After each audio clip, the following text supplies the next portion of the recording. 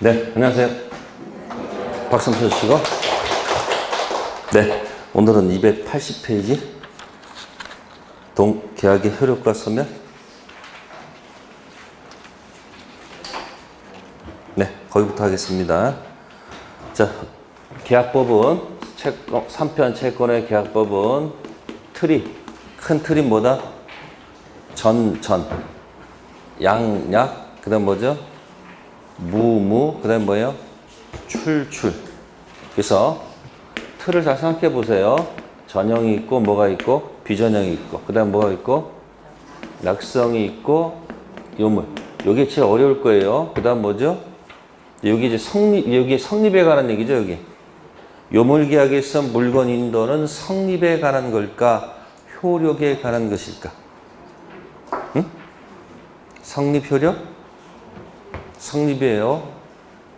왜 그럴까? 낙성은 뭐야? 낙성은 계약이 언제 성립해요? 이건 낙성의 푸세. 낙성이 뭐죠? 글자에서. 청낙, 승낙, 성립. 이거는 뭐야? 약정 가지고 안 되고 뭔가 뭘 줘야지 계약이 이루어지는 거죠? 그러니까 이거는 뭐에 관한 거예요? 성립에 관한 거예요. 아셨어요? 그러니까 563조에서 약정하고 효력이 생긴다 이렇게 돼 있잖아요. 그 약정이 만약에 없이 만들어졌으면 요물계약이야. 재산권 이전하고 대금 지급함으로써 효력이 생긴다. 이렇게 법 조문을 만들었으면 그건 무슨 계약이 아니고 낙성 아니고 뭐다? 요물이야. 근데 그 안에 약정 때문에 계약은 무슨 계약이 아니고 요물이 아니고 뭐다? 낙성이다. 그렇게 설명드린 거예요. 자, 그 다음에 이제 효력이 생긴다가 같죠. 효력이 생긴다. 갑의 채권, 을의 채무, 을의 채권, 갑의 채무. 그러니까 이제 쌍무, 편무는 이제 뭐에 관한 얘기예요? 쌍무, 편무는 이제 뭐에 관한 거예요? 성립이 아니고 뭐다? 효력으로 넘어갔다. 그 얘기예요. 그럼 여러분들이 전형하고 비전형하고 이렇게 있을 때 한 세트죠. 여기 이렇게. 여기 한 세트죠. 이렇게. 예? 그래서 전형이면서 낙성 계약의 대표가 매매 계약이고 비전형 계약이면서 요물 계약의 대표가 뭐다? 계약금 계약. 됐어요? 그 다음에 쌍무, 편무. 그러면 채무가 있으면 채무를 쭉쭉 출출한다고 그랬죠? 그게 뭐예요? 유상. 그 다음 뭐예요? 무상. 그래서 쌍무, 편무 여기 세트가 뭘까요? 여기 세트는 매매는 당연히 무슨 계약이에요? 쌍무이면서 무슨 계약? 유상. 그럼 편무이면서 무상 계약의 대표가 뭐다? 여러분들 받고 싶잖아. 누구한테? 증여. 있으면 누구한테 물려주고 하고 싶어요? 응? 자식한테. 그죠? 그래서 자꾸 있는 사람들 이제 어떻게 증여할 것인지 그게 항상 뭐다? 골치가 아픈 거예요. 왜? 증여하면 뭐가 나오니까? 증여세 나오니까 그것마저도 뭐 하려고? 이제 빼려고 하는 거예요. 그러니까 있는 것만큼 세금을 내면 좋은데 세금 내는 게 뭐하다? 억울하다는 느낌이 들어서 하는 겁니다. 어쨌든 증여는 뭐다? 모이면서 편모이면서 뭐다? 무상. 그러니까 증여. 그래서 증여는 여러분들 백사조, 불공, 정한, 법률 행위, 기부 앤 테이크, 현저, 차이, 폭리 행위는 증여가 적용된다 안 된다? 증여는 뭐만 있을 뿐 기부만 있지 뭐가 없으니까. 그럼 매매는 폭리가 있을 수 있어요 없어요? 매매는 폭리가 있을 수 있다 없다? 있다. 준 것과 받은 것이 너무 차이가 나면 그러니까 증여라고 내지 않고 이제 뭐라고 내지? 무상행위. 무슨 행위? 그러니까 증여할 때 무상행위가 똑같은 얘기예요. 같은 말을 이렇게 변형해서 포장했을 때 여러분 헷갈리는 거지 사실 전부 다 법률 용어는 포장된 용어예요. 무슨 용어? 포장된 용어란 말이에요. 그러니까 그 포장된 말이 그 말이다. 그걸 이제 여러분들이 이제 시험 보면서 이 말이 그 말인데 내가 착각했구나. 그걸 이제 다독이는 시간입니다. 아셨어요? 그래서 쌍무, 유상. 쌍무긴 뭐다? 두 가지가 있습니다. 무슨 이행? 동시 이행. 너도 변제기, 나도 변제기. 두 가지가 나옵니다. 뭐하고 뭐가 나와요? 네? 동시에 이행하자. 그죠? 이행상 균형이 맞죠? 그 다음에 쌍무계약 체결로 양쪽 잘못 없이 화재가 났을 때 뉴스 보면 요즘은 인터넷이 너무 빨라가지고 세계 곳곳에서 뭔 사건 나오면 바로바로 들어와 안 들어와? 옛날 같았으면 한 일주일 걸려서 들어올 텐데 속도가 너무 빨라가지고 어디서 뭐가 문제가 생겼다 바로바로 들어오잖아요. 그럼 산불 나면 어떻게 되는 거예요? 뭐 둘 다 잘못이 없다면 그럼 매매계약 체결을 여러분 생각해 보세요. 이 홍수로 인해 가지고 집이 떠내려가는 경우도 있어 없어? 펜션 딱 해놨는데 뭐로 인해서? 아니 산세도 확 나가지고 그냥 펜션 날아가는 경우도 있잖아요.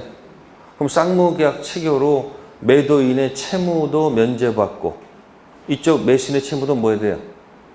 면제받아야 되지 않을까? 그럼 뭐라고 그래요? 그 제목이 제목 값도 잘못 없고 울도 잘못 없이 건물 날라갔어.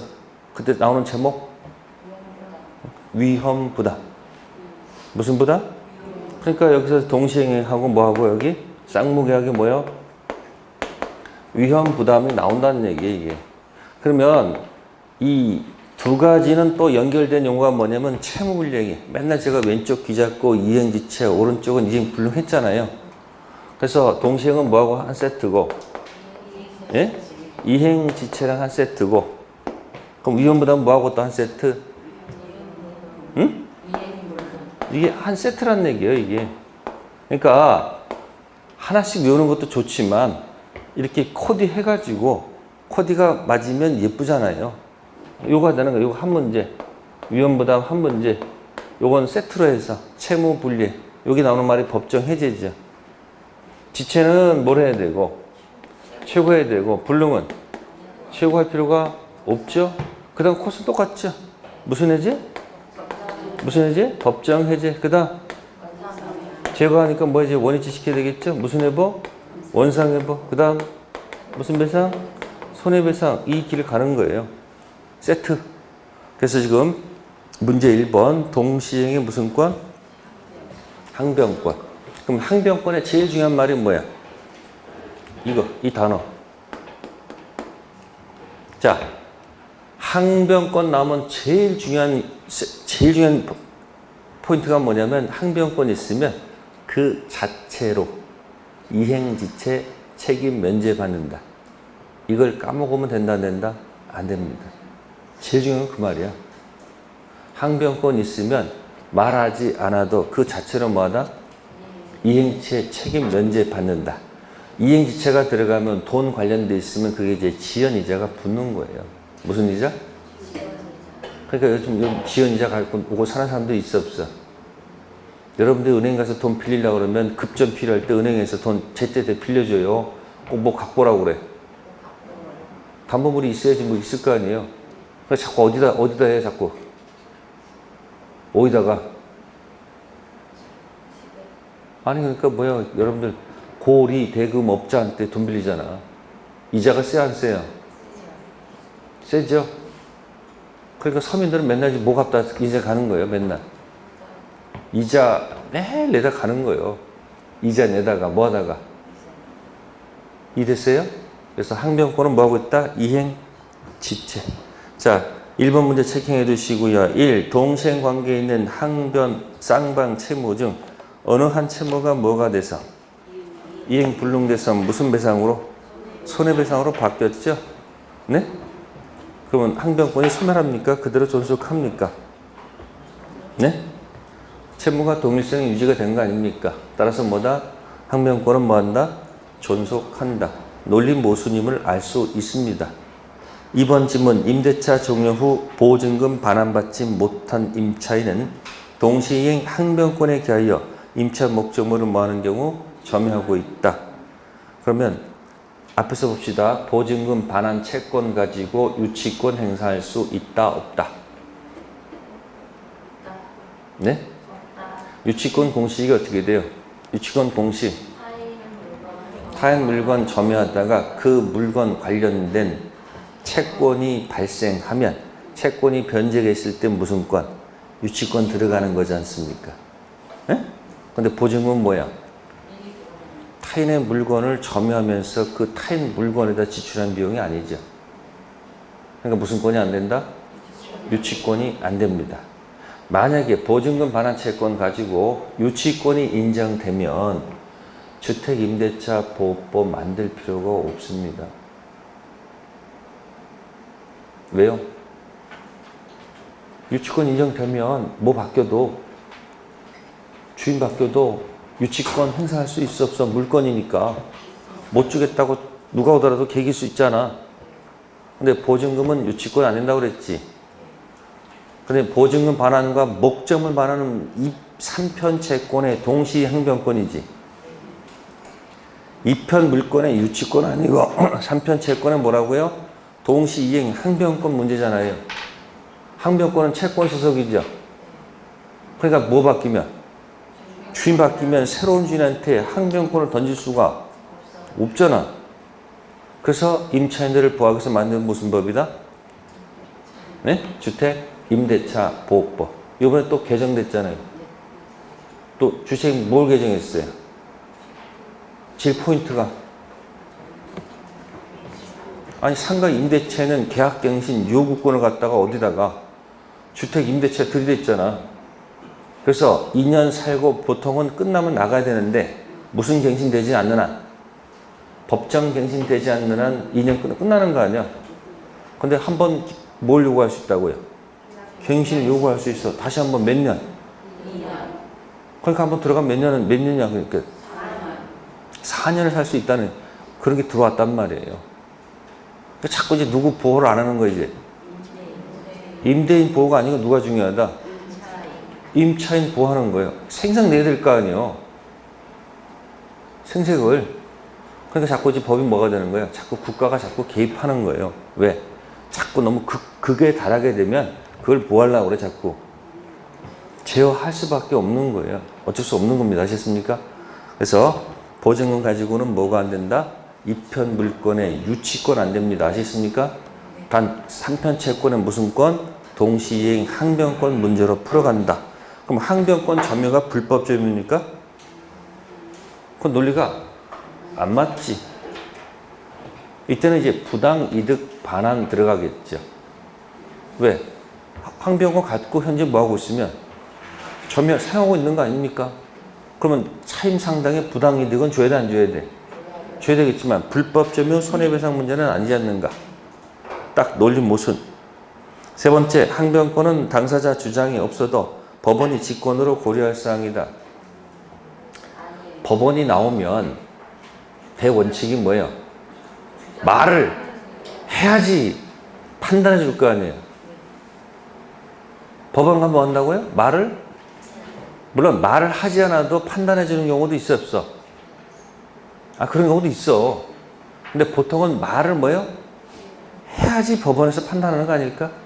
그럼 법원 가가지고 뭘 주장하지 않으면? 항변권 주장하지 않았어. 그럼 원고 전부 승소지. 지금 항변권 갖고 있는데 주인이 법원에다가 소임을 반환 청구 소송을 제기한 거야. 그럼 법원 가서 뭐라고 얘기해야 돼요? 아, 제가 뭐 안 줘서 보증금 안 줘서 나도 못 준다. 항변권 주장하면 그때 어떻게 하죠? 원고 전부 패소? 아니야. 그때 또 법은 뭐라 합니까? 둘 불러가지고 야, 서로 이유가 있으니까 너 뭐 주고 보증금 주고 너 목적물 반환해. 이게 뭐죠? 상환 급부 판결. 그게 원고 일부 승소야. 법원에서 주장하지 않으면 원고 전부 승소로 가고 항변권 주장하면 원고 전부 패소가 아니고 뭐다? 일부 승소, 상환 급부 판결로 내린다는 거. 자, 그거 기억하시고요. 네 번째, 채권자 이행 청구 소송에서 채무자가 뭐예요? 항변권이 받아들였죠? 원고 전부 패소예요? 원고 일부 승소, 이코로 뭐다? 상환 급부 판결. 다섯 번째, 선이행 의무자가 뭐 하는 동안? 이행 지체하는 동안 상대방 채무 변제기가 도래했죠? 항변권 생겨 안 생겨요? 생기죠? 5번 보면서 뭐 기억나요? 5번 보면 판례. 이거 있었잖아. 중도금 안 주고 잔금 안 주고 현재까지 왔을 때. 그러면 중도금이 전체가 이행 지체가 아니라고 그랬지. 어디 기준? 잔금 기준 이전 못 준 중도금만 뭐고 이행 지체고 잔금 기준 이후 못 준 중도금 뭐가 아니다. 이행 지체가 아니다. 1번 잘 기억해 두셔야 됩니다. 자, 2번은 풀어보시고요. 네, 280페이지에 문제 4번 표시해 주세요. 자, 학설 내지 판례에서 항변권이 인정되는 것이 아닌 것. 자, 기억 봅시다. 채무 변제와 채무 담보를 위해 저당권 등기 말소 사이 동시인 관계 이단이다. 아니죠? 자, 3편 채권이 있어서 2편 물건, 담보 물건, 저당권 등기가 되죠. 저당권은 왜 등기를 꼭 해야 될까? 내가 저 부동산 담보 갖고 있다는 것을 내가 점유를 안 하니까 표시를 해야 될 거 아니야. 그럼 채권이 주가 되고 담보 물건, 저당권은 종이죠. 무슨 관계? 주정 관계. 그래서 주가 소멸하면 종도 따라서 소멸할 거 아니에요. 그러면 돈을 갚을 때 저당권 등기는 자동 소멸입니까? 말소해야지 소멸하는 거예요? 자동 소멸하는 거 아닙니까? 따라서 말소 소멸이면 두 가지는 무슨 관계고? 동생 관계고, 돈 갚으면 자동 소멸하는 거 아닙니까? 그러면 돈 갚는 게 선이행 의무고 등기 말소는 후이행 의무죠. 선이행 의무자가 자신의 채무를 이행하지 않으면 그 다음날부터 지연이자가 붙겠지. 무슨 이자? 저당권을 3년 만에 실행했을 때 저당권자가 들어가서 배당받을 수 있을 때 지연이자는 3년치 못 가지고 가지. 뒤에 누가 있기 때문에 후순위 권리가 있기 때문에 지연이자는 1년분에 한한다. 조문에 있어요 없어요? 있죠. 저당권 피담보 채권 범위 제일 마지막 게 뭐예요? 조문에 있는 것도 얘기를 해야 될까? 말 안 하면 화병 걸린다니까. 자꾸 속에서 엉엉을 하지 말고 공부한 내용을 입으로 쭉 뱉어내란 얘기예요. 그러면 옆에 누가 있으면 설명을 해주세요. 이거 내가 이렇게 했는데 설명하고 내 설명이 완벽하면 내가 이해됐다는 얘기고 설명 못하고 있으면 그냥 머릿속에서 맴맴맴 도는 거예요. 왜? 그 습관이 민법에서 안 돼 있으면 다른 법 공부할 때도 안 돼. 그래서 민법이 어느 정도 점수가 오르면 다른 공부하는 방법을 안단 말이에요. 말을 해야 돼요. 아셨어요? 네. 그래서 거기서 채무 변제가 선이행 의무. 지연이자는 몇 년분? 1년분. 제일 첫 번째가 뭐죠? 원본. 그 다음 뭐죠? 이자. 세 번째가 뭐다? 위약금. 끝에 그 두 개는 꼭 중요합니다. 채불 손배 지연이자 1년분 실행비용.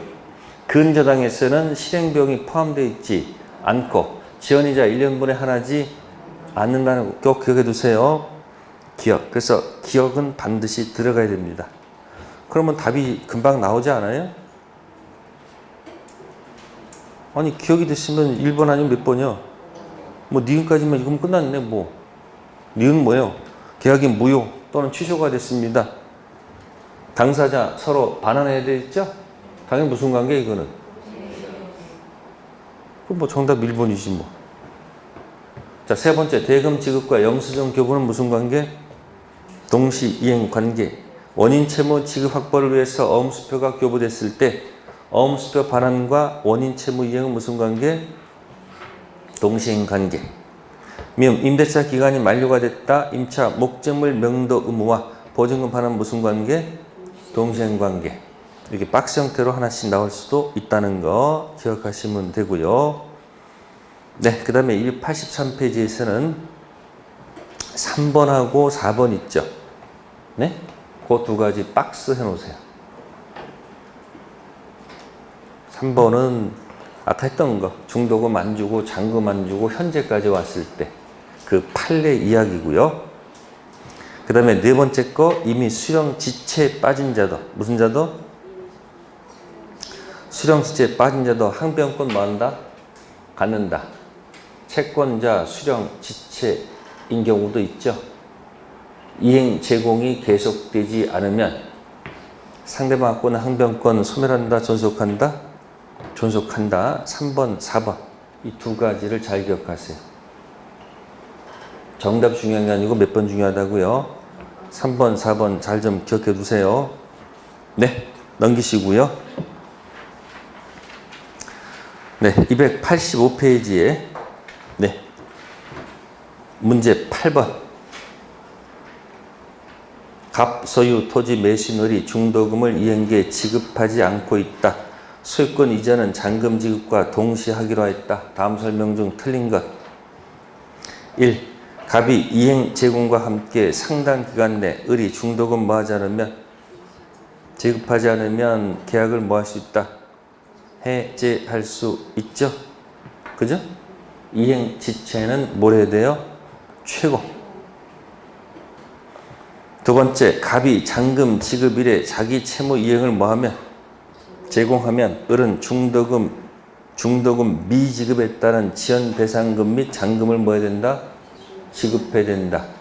네, 서로 무슨 관계에 있기 때문에 동신관계 때문에 이쪽이 반대 의무 이행 제공하면 저쪽도 다 줘야 돼, 안 줘야 돼요? 다 줘야 되겠죠. 세 번째, 갑이 자기 채무 이행을 제공하지 않더라도 을은 잔금 지급일 이후 중도금에 대한 지연배상 책임을 진다. 틀렸네. 어디 기준? 잔금 기준. 이전 못 준 중도금은 뭐가 붙겠지만 지연배상 책임지겠지만 잔금 기준 이유는 뭐다? 지연배상 책임질 이유가 없죠. 3번 X. 네 번째, 갑이 잔금 지급일에 자기 채무 이행을 뭐 했음에도 제공했음에도 을이 매매대금을 지급하지 않으면 일정 요건 아래. 일정 요건 아래라는 것은 최고 한다는 이야기예요. 이행치 빠졌잖아요. 그죠? 그러면 뭐 해야 된다고요? 최고 해서 그 상당 기간 동안 이행하지 않으면 뭐 할 수 있다? 해제할 수 있다. 다섯 번째, 을이 대금 지급을 진지하고 전국적으로 뭐하면 우리 대금 지급을 뭐요? 거절했잖아요. 그럼 뭐 할 수 있어요? 갑은 즉시 계약을 뭐 할 수 있어요? 해제할 수 있죠. 돈을 안 받겠다는데 뭐 그러면 즉시 뭐 할 수 있다? 해제할 수 있다. 이 말은 뭐 없이? 최고 없이 해제할 수 있다는 그런 뜻이 되겠습니다. 네, 다음 편 넘기시고요. 이제 위험부담 10번 문제를 별표해 두시고요. 위험부담 문제는 사례 문제로 나오는 것이 훨씬 더 쉬워요. 자, 갑과 을이 을 소유주택 살짝 비틀었네. 누구 주택이 아니고 갑 소유가 아니 누구 거예요 지금? 또 시험 볼 때 또 뭐로 또 풀어야 또? 갑을 하면 안 됩니다. 거꾸로 된 거예요. 을하고 누구예요? 갑이 이렇게 됐다는 얘기죠. 자, 주택계약 체결 후 소유권 이전 및 인도 전 소실되었다. 원시적 불능이에요? 후발적 불능이에요? 응? 후니까 후발적 불능이죠. 계약은 유효, 무효? 네? 후발적 불능은 어디요? 4번 시작하죠? 연습해 봅시다. 원시적 불능은 무슨 불능은?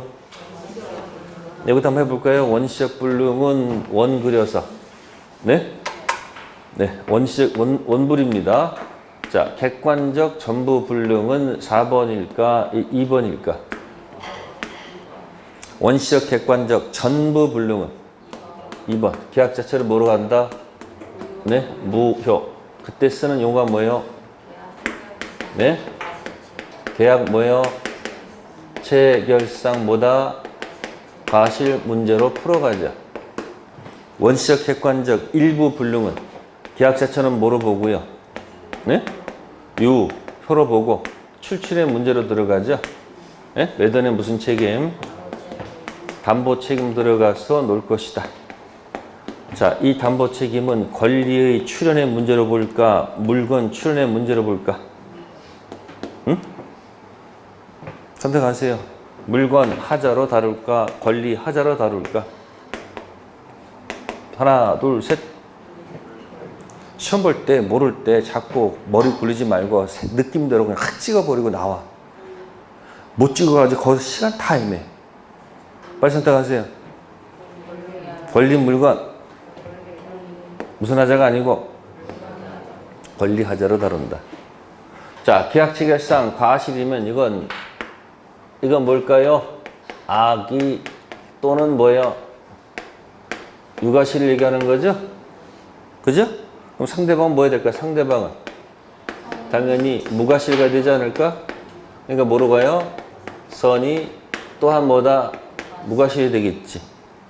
이행 이익 배상이 원칙이에요. 믿었기 때문에 들어간 실리익 배상이 원칙이에요.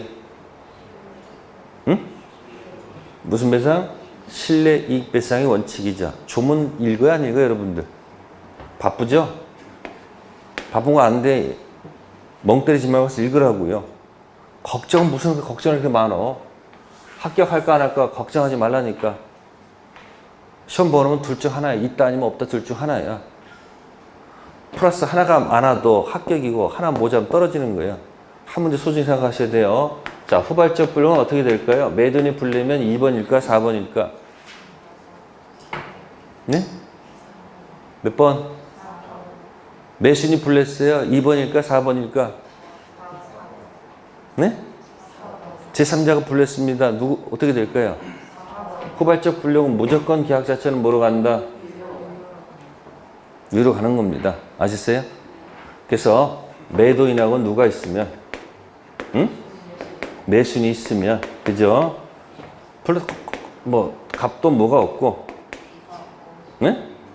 을도 뭐가 없고, 두 번째는 갑이 기가 없고 을한테 뭐가 있을 때, 세 번째는 누구한테 잘못이 있다. 이 세 가지죠, 뭐 이게. 그러니까 앞에 걸 보란 말이에요. 이건 갑한테 잘못 있으니까 뭐 이거는 체불이다 아니다. 이다죠? 두 가지는 뭐가 없어? 그럼 뭐가 아니다 여기. 이 체불이 아니다는 이거예요. 체불일 때 쓰는 단어가 뭐예요, 이거는? 예? 이행 불능 단어 쓰는 거고, 요 두 가지는 이제 위험 부담이라고 쓰는 거죠. 무슨 부담? 이게 머릿속에 있으면서 문제를 풀면 답이 빨리빨리 풀어지는 거고, 그렇지 않으면 한참 또 생각해야 됩니다. 그럼 10번은 비튼 겁니다. 자, 1번은 양쪽 잘못이 없으니까 매도인 을은 갑한테 대금 지급을 뭐 할 수 없다. 청구할 수 없다. 그러니까 누가 책임 부담해야 돼요? 을이 대가 손실 부담해야 되겠죠. 이게 1번 제목이 뭐야? 채무자 위험 부담주의. 그러면 2번 갑과 을 잘못 없이 주택이 소실됐다. 을이 계약금을 받았으면 돌려줘야 됩니까? 안 돌려도 상관없는 겁니까? 당연히 돌려줘야 되는 거 아니에요? 그러니까 1번, 2번은 한 지문이죠. 두 번째는 누구 잘못으로? 이 갑이 매도인의 매순이에요. 매수인 잘못으로 주택이 소실됐죠? 그럼 당연히 매도인 을은 당연히 대금 지급 청구할 수 있죠? 네? 이게 바로 뭐다? 채권자 위험 부담. 그 용어를 자꾸 쓰란 얘기예요. 다음 네 번째 거. 누구 잘못으로? 을 잘못. 그건 누구요? 매도인 잘못이니까 이건 채무 불이행 들어갔어. 이행 지체가 아니고 뭐다? 이행 불능 들어가서 뭐 없이 최고 없이 법정 해제하고 원상 회복하고 무슨 배상? 손해배상 들어가는 거니까 맞는 질문이 되겠죠. 다섯 번째, 누구 지체? 매수인, 채권자, 수령 지체 중 매도인, 갑을 양쪽 잘못 없이 날라갔죠. 어쨌든 누구한테 잘못 있는 거예요? 갑한테 잘못 있으니까 을은 갑한테 대금 지급 청구할 수 있다가 맞는 거 아닐까? 그러니까 10번은 후발적 불능 제목을 따진 거예요. 근데 보통은 갑을 나오는데 말을 비틀었다는 얘기죠. 을하고 뭐로 바꿨다? 갑. 그래서 10번은 체킹해 두시고요. 다음에 넘기시고요. 네, 12번 가보겠습니다. 갑은 자신의 토지를 을에게 팔고 중도금까지 수령했다. 그 토지가 공용 수용되는 바람에 을에게 소유권 이전할 수 없게 되었다. 설명 중 옳은 것. 1. 을은 매매 계약을 뭐하고? 해제하고 전보배상을 청구할 수 있다. 12번은 지금 둘 다 잘못이 있는 거예요? 없는 거예요? 아니 계약 체계로 토지가 수용된 건 양쪽 잘못이 없는 거 아닙니까? 그러니까 이거 해야 되지. 이거 골라야 되지. 이거. 근데 그럼 1번은 뭐에 가는 거예요? 이거에 가는 거예요. 이행 불능으로 보고 있는 거 아니에요? 그러니까 논리 모순이죠. 두 번째, 을은 갑의 수령 보상금 청구권 양도를 뭐 할 수 있다? 청구할 수 있다 없다? 있습니다. 그렇지. 내가 뭐 줄 테니까. 보니까 매매계약 대금은 5억인데 보상금은 뭐야? 7억이야. 그럼 어떻게 할까? 내가 매매 대금 뭐 할 테니까? 줄 테니까 그 보상금 청구할 수 있다 없다? 있다. 이게 뭐 대상 청구권이라고 그래요. 무슨 청구권? 대상 청구권. 그러니까 2번이 정답이다. 3번. 을은 이미 지급한 중도금을 부당이득으로 반환 청구할 수 없습니까? 있다 없다? 있겠지. 왜? 양쪽 다 뭐가 없으니까. 잘못이 없죠. 네 번째, 을은 계약 체결상 과실. 이 계약상 어디서 나오는 거예요? 저기 저 원시분에 나오는 거 아니에요? 갖다 들이대면 된다 안 된다? 안 되죠. 다섯 번째, 을이 매매대금 전부를 뭐하면? 지급하면 갑의 수용보상금 청구 자체가 을에게 귀속한다? 귀속하지 않습니다. 단 돈을 다 주면서 뭐야? 그걸 달라고 뭐야? 청구할 수 있는 것이지 당연히 귀속되는 거 아닙니다. 따라서 보상금은 그 수용자가 누구한테 줄까? 토지 수에서 주는 거지 매수에서 주는 건 아니라는 거예요. 대상 청구권을 행사할 수 있다는 얘기지 돈 줬다고 해가지고 내게 되는 것은 아니다. 그런 얘기예요. 자, 13번 별표해 두시고요. 제 3자를 위한 계약. 뭐를 위한 계약? 자, 제 3자라는 계약은 보통 계약이다, 특수한 계약이다. 제 3자라는 계약은 보통 계약이다, 특수한 계약이다. 빨리 대답해요. 마스크 살짝 내려. 입 좀 보입시다. 에? 보통 계약이야, 보통. 보통 계약인데 대금은 보통 보통 해야 돼. 대금은 매수인 누구한테 주는 거야, 이렇게. 갑한테 주는 게 맞잖아요. 근데 갑이 나한테 주지 말고 좀 누구한테 주라. 병한테 좀 줬겠다라고 요청하는 거 아니에요. 그럼 여기서 이런 관계 들어가는 거죠. 대금은 그러니까 이제 갑이 요청했으니까 갑을 뭐라 그러고 요 약자 을을 뭐라 한다. 이렇게 했다 이야기예요. 그럼 병은 무슨 자? 수익자다. 그런 얘기예요. 그럼 포인트는 그러면 계약이 지금 성립한가 안 한 거예요? 그럼 뭐 8월 1일 날 매매하면서 계약을 이렇게 체결한 거예요, 이렇게. 그럼 대금을 갖다가 보니까, 네? 8월, 25일 날 이렇게 주라고 이렇게 약속한 거예요. 그럼 이렇게 해가지고 며칠 날이 다가온 거야? 8월 25일이 왔어. 그래서 병이 이제 날짜가 왔으니 병이 누구한테? 자, 수익 의사 표시는 누구한테 해야 돼요? 병이. 자, 갑한테 한다, 을한테 한다? 갑이 무슨 자예요? 요 약자, 을이. 그런 걸 시험 문제 낸단 말이에요. 이상하고 희한한 것만 외워가지고 시험장 들어가면 큰일 나. 가장 기본적인 것을 물어봤을 때 확신을 가지고 있다 없다 하는 사람이 성공하는 거예요. 특히 여러분들 장판지 문제 이상한 거 사가지고 머리 쓰고 헤매지 말아요. 아시세요? 자기 수준을 알아야 돼, 몰라야 돼?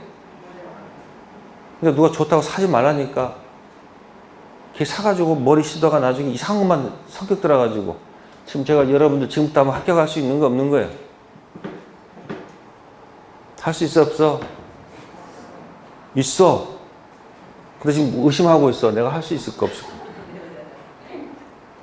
제가 기쁜 소식 알려드릴게요. 그러면 이렇게 됐어요. 이렇게 돼 있다는 거예요. 이렇게 하, 3, 상 30%, 중이 몇 프로예요?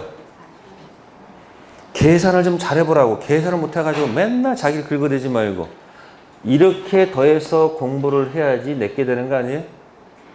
근데 미련 곰팡이처럼 어떻게 하고 있어요? 이렇게 하고 있어요. 이렇게 하고 있어요. 뭐는 빼버리고 하루 빼버리고 이렇게 공부하고 있어. 이것도 아니, 이것만 갖다 들여가서 공부해. 시중에 나오는 문제집 중에 내용들이 어려운 것들이 전부 다 상 아니면 상상을 초월하는 질문들이 많단 말이야. 그런데다 자꾸 목숨 걸고 공부하지 말고 어떻게 하라고 이렇게. 하하고 뭐하고? 그럼 이거 뭐 여러분들 상은 어차피 머리가 아프니까 30%를 뭐 해버리면 되는 거예요? 버리는 거 아니야? 패스라고 그래. 뭐라고요? 근데 여러분들이 상인지 중인지 알 수가 없잖아. 어떤 지문이. 근데 저는 보여요? 안 보여요? 그러니까 여기다 초점 맞추지 말고 이렇게 해서 공부를 한다. 그리고 여러분들 몸의 건강에 좋은 것은 통으로 먹어야지 건강에 좋다고 합니다. 뭐라고요? 자, 여러분들 소 한 마리를 먹을 수 있어 없어? 아니 머리부터 꼬리까지 어떻게 먹어? 소 먹을 때 어떻게 먹어야 돼? 부위별로 먹지. 생선은? 생선 뭐 이만하니까 머리부터 끝까지 먹을 수 있어 없어? 앞으로 공부할 때는 소고기 먹듯이 부분적으로 공부하면 그 공부는 꽝이야. 지금부터. 부분적으로 공부해서는 안 됩니다. 항상 뭐로 한다고요? 통으로 공부하는 거예요. 그럼 책을 한번 잡았으면 처음부터 뭘 가야 되는 거야? 처음부터 뭘 가는 거야? 끝까지 가야 돼? 안 가야 돼? 가야 돼. 근데 책 놓고 하면 처음부터 끝까지 못 가잖아. 그럼 처음과 끝을 가질 수 있는 게 뭐가 있을까? 여러분들 이거 있잖아요. 이거 시험 모의고사는 사긴 샀어요? 모의고사 있어요? 모의고사 있잖아. 모의고사는 1번부터 40번까지 있으면 이게 처음과 끝이 있는 거 아닐까? 예? 자, 모의고사 사가지고 문제를 풀지 말고 해설을 그냥 읽어. 뭐 읽어? 순차로 공부하면 이것도 꽝이야. 순서적으로 어느 때 시간에 공부를 해. 역순으로 공부해야 돼. 뭐라고 공부한다고요? 해설을 읽고 문제를 한번 풀어보고 거꾸로 하는 겁니다. 단 제일 중요한 게 세 번째. 문제집 있죠. 여러분들 기본서 있지? 뭐 있어요? 기본서 몇 페이지에 있는지 가서 꼭 한번 확인하세요. 몇 문제? 그럼 통으로 공부한 거 맞아요? 그리고 그 다음날 다시 한번 해설을 보시고 다시 기본서 몇 페이지 다시 찾아가 봐. 어제보다는 속도가 빠를까 안 빠를까? 첫날은 어디 붙은지도 모르니까 가서 그 지문 찾으려고 온갖 돌아다녀야 되지. 그 머릿속에 계속 그 지문이 떠 있는 거야. 이 지문이 도대체 어디 있지? 찾아가는 과정이 공부야. 이 첫 회분만 힘들어. 그 다음날 찾을 때는 빨라요 안 빨라요? 아니 그냥 책 주고서 공부하라 그러면 하루 종일 공부할 수 있어 없어? 못하잖아. 제일 좋은 게 뭐다? 괜찮아. 어떤 모의고사 좋으니까 하나 딱 잡아가지고 문제 풀지 말어. 문제 풀어봐야 상처받는 거니까 어떻게 한다고? 해설 다 읽지 말고 정답만 읽는다. 뭐 한다고? 정답 해설만 딱 읽고 문제가 어떤 문제 한번 보고 그럼 찾아가는 거예요. 요약, 기본서. 그럼 처음과 끝을 갈 수 있는 거 없는 거예요? 있죠? 재밌어 그러면. 그리고 한 일주일 동안 뭐 한다? 몇 페이지나 계속 찾아봐. 속도가 빨라질까 안 빨라질까? 빨라져. 그 다음 주 가서 다시 또 모의고사 다른 모의고사 다시 또 붙어가지고 또 찾아 계속. 찾다 보면 중복된 것이 나올까 안 나올까?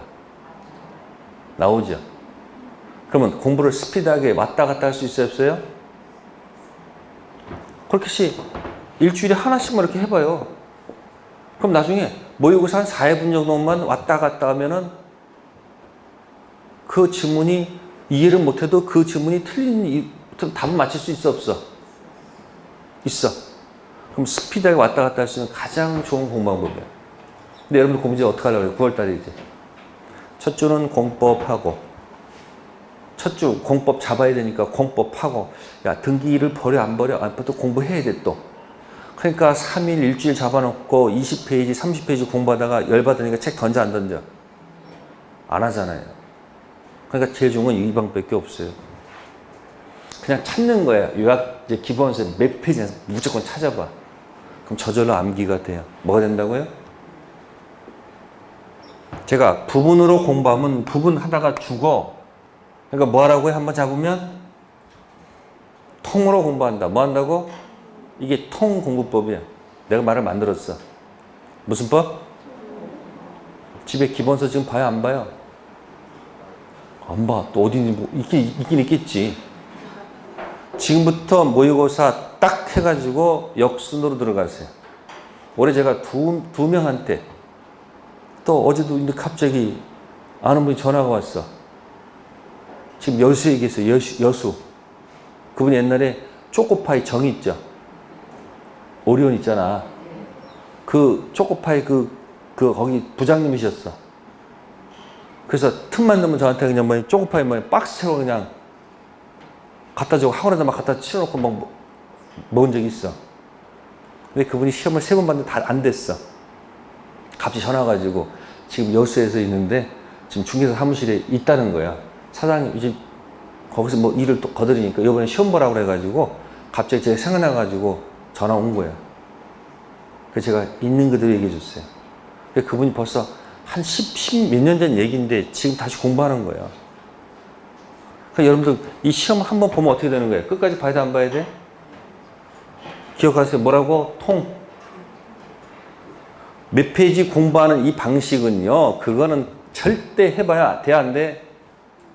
의지가 아주 강해서 절대 할 수가 없어. 그냥 무조건 뭐 한다, 그냥? 정답. 또 다 찾지 말어. 뭐만 찾으라고? 또 1, 2, 3, 4 다 찾지 말고 정답만 가서 뭐 하라고? 찾으라고. 그러면 처음에 한 3시간, 4시간 걸릴 수도 있어요. 근데 이제 이게 몇 번 해보면 속도가 굉장히 빨라져요. 왜? 이미 다 어딘지 알고 있어? 모르고 있어? 알고 있어요. 이렇게 하면 합격률 거의 90% 이상 됩니다. 근데 이런 것도 좋은 거 얘기해봐야 또 해요, 안 해요? 좋은 말이지. 안 합니다.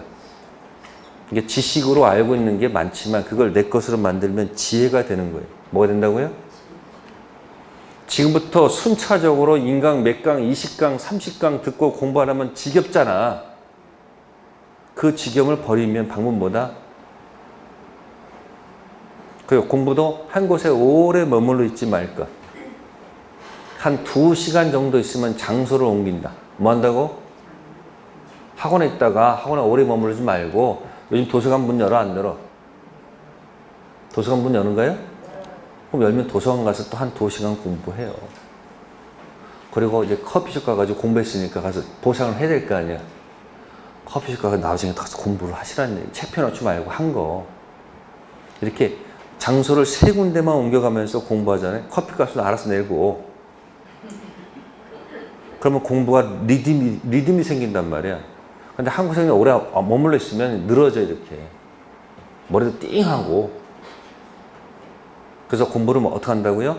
옮겨가면서 자기 생활 습관 만들어서 학원에서 오늘 공부했으니까 가기 전에 30분 정도 내가 오늘 뭐 했지 한번 체크해보고 장소 옮겨가면서 공부하세요. 그러면 재밌게 공부할 수 있어요. 자, 그래서 문제 풀게요. 13번.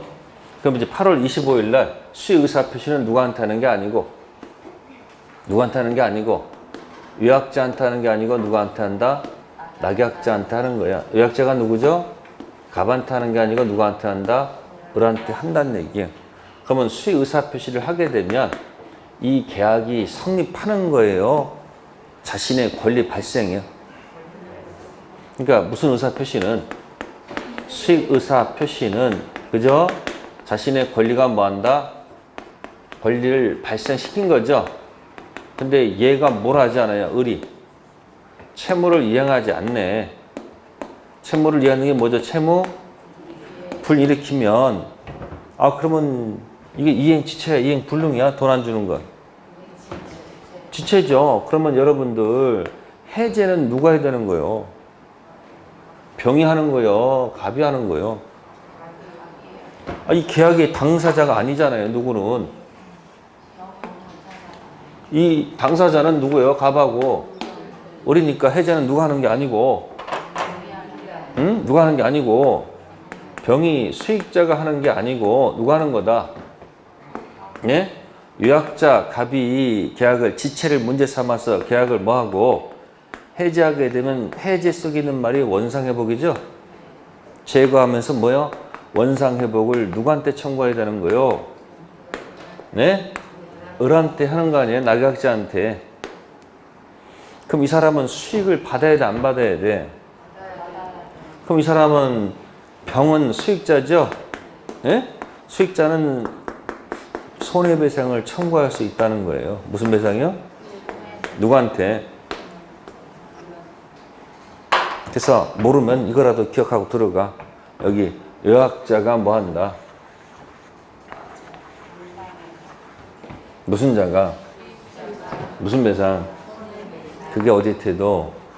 판례의 태도. 자, 이제 거꾸로 권리가 발생해서 을이 뭐다? 을이 대금을 누구한테 줬다? 예? 병한테 뭐 했다? 지급했다. 근데 거꾸로 갑이 채무를 이행하지 않네. 뭘 하잖아요? 그럼 을이 해제를 누구한테 해야 되는 거예요? 응? 당연히 갑한테 해야 되겠지. 그럼 해제면서 원상회복 있지? 예? 원상회복을 돈 받아간 병한테 하는 거요? 갑한테 하는 거요? 선택해 보세요. 응? 갑한테 하는 거지 병한테 하는 거 아니에요. 이해됐어요? 그러니까 수익자는 을이 사고 치든 갑이 사고 치든 수익은 받아야 돼, 안 받아야 돼?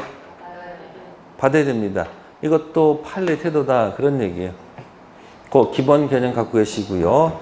자, 13번에 1번 봅시다. 을은 갑의 병에 대한 항변으로 병에게 대항할 수 있다. 이게 무슨 얘기예요? 갑은 뭐라고요? 을은 갑의 누구에 대한 거? 병. 그리고 이건 뭐예요, 이건? 을은 관계 없는 거 아닙니까? 이걸 기본 관계, 대가 관계. 응? 무슨 관계? 대가 관계죠? 여기 무슨 관계고? 무슨 관계? 기본 관계. 기대하지 말 것. 뭐 하지 말 것? 그래서 바로 1번이 정답이 되겠네요. 을은 갑병은 지가 이름이 없잖아요. 갑의 병에 대한 항변으로 누구한테? 병한테 뭐 할 수 없다? 대응할 수 있다 없다? 없다. 그런 거죠. 그러니까 을은 어디 문제 가지고? 을은 기본 관계의 문제가 있으면 이거 가지고 누구한테? 병한테 뭐 할 수 있고? 항변할 수 있다가 되겠죠. 예? 근데 을은 어디 문제 가지고? 대가 관계 문제 가지고는 수익자한테 뭐 할 수 없다? 항변할 수 있다 없다? 항변할 수 없다는 거. 바로 1번이 정답이에요. 자, 2번. 병이 수익 의사 표시를 한 후 을이 대금을 지급하지 않으면 갑은 계약을 해지할 수 있다. 병이 하는 거 아니겠죠? 세 번째, 병이 수익 의사 표시하게 되면 특별한 사정이 없는 한 을에 대한 대금 지급 청구권을 뭐한다? 확정적 취득한다. 맞고요. 네 번째, 상당 견정에서 최고했는데 답이 없죠. 그죠? 수익한 것으로 봐요. 수익 거절이에요. 꼭 기억하세요. 최고 나왔을 때 침묵이 나오면 우리 시험 범위는 예스가 없고 전부 다 뭐라는 거? 노라는 것을 꼭 좀 기억하시고요. 다섯 번째 보세요. 을이 병한테 대금을 뭐 했고? 지급 계약을 해지했죠. 그러면 을은 수익자 병한테 대금 반환 청구할 수 있어요, 없어요? 없습니다. 그러니까 해제의 원상 회복은 누구하고 누구의 문제예요? 갑하고 을의 문제입니다. 아시겠어요? 꼭 기억해 두시면 됩니다. 자, 14번은 그냥 4번 바로 읽어봅시다. 뭐라고 돼 있을까요? 제3자란 계약은 병이 수익 의사표시한 때 성립할까요? 아니, 이미 계약은 뭐 한 거예요? 계약은 성립했고 수익 의사표시하게 되면 자신의 권리가 뭐 하는 거예요? 발생한다는 뜻이 되지 않을까요? 네, 그 다음에 15번 가볼게요. 갑은 자기 소유 주택을 을에게 매도하는 계약을 체결하면서 대금은 을이 병한테 지급하기로 하는 제3자라는 계약을 체결했다. 틀린 것. 자, 2번 질문 봅시다. 을이 병한테 대금을 뭐 한 경우?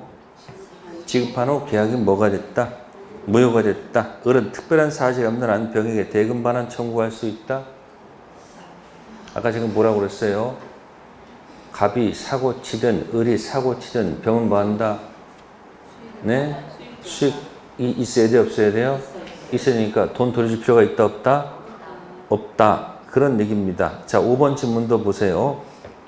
병이 을한테 대금 수령 의사 표시를 했으나 을이 대금을 뭐 하잖아요?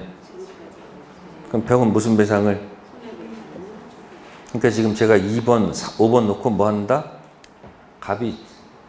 갑이든 을이든 사고 쳐더라도 수익자는 뭐 한다? 수익 받아야 되나 안 받아야 된다? 받은 액수 머릿속에 뭐 한다? 꼭 좀 기억하셔야 됩니다. 네. 다음 우측에 16번까지 가봅시다. 똑같은 제3자연 계약 문제입니다. 똑같은 구조예요.